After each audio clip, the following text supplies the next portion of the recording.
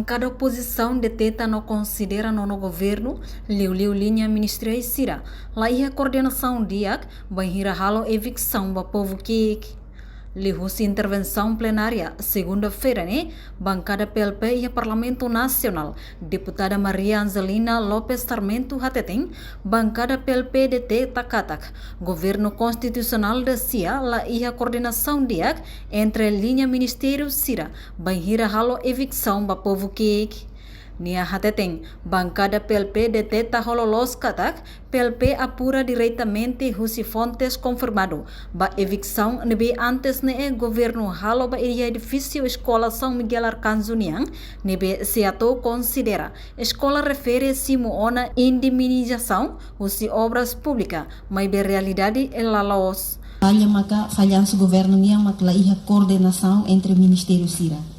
E ami detecta verdade balo nebe ami apura diretamente husi fontes confirmado ba evicção nebe makhalo iha fating iha parte comoro tastolo nian liu ba escola São Miguel nebe Secretaria de Estado iha ne ulung hanoin kata obras públicas halona indemnização ba escola refere mas bem na verdade la iha coordenação ho obras públicas tuir informação nebe ami rona kata escola na Bane, ato retang indemnização o montante 1,6 ou 1,8 milhões de dólares.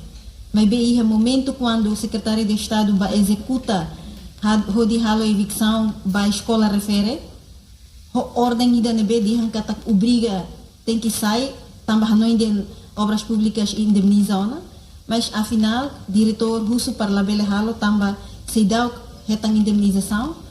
E Secretaria de Estado mantém na fating ho ninha posição, banhira ni telefone ba obras públicas e na ba obras públicas declara kata sira se dá fo nem centavos ida ba escola São Miguel.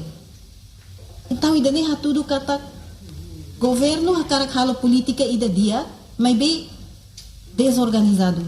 Ida hakarak tudo ninha poder de, mas bem lá coordena malu ho dia. Na realidade, ida aumenta tanto a situação ida o caso se nebe foi ainda não acontece nebe colega se foti iha itara clara iha bidau meti out niang naba neserne falta coordenação de hawa no Foi em governo sob o edifício Escola São Miguel Arcanjo, foi lá isne, fundador Escola Armindo Krishna Caetano Hateteng, construção Escola Fone, sem indemnização, husi governo, li husi Ministério Obras Públicas, onde construir Escola Fone. Reportagem Melda Fátima, Televisão Timor Post. Janela Informação ba Emogoto, atua tem informação atual dia clio, kita haluha, haneham botão subscribe, like, halo comentário, no fahe tutang ba media sosial hotu.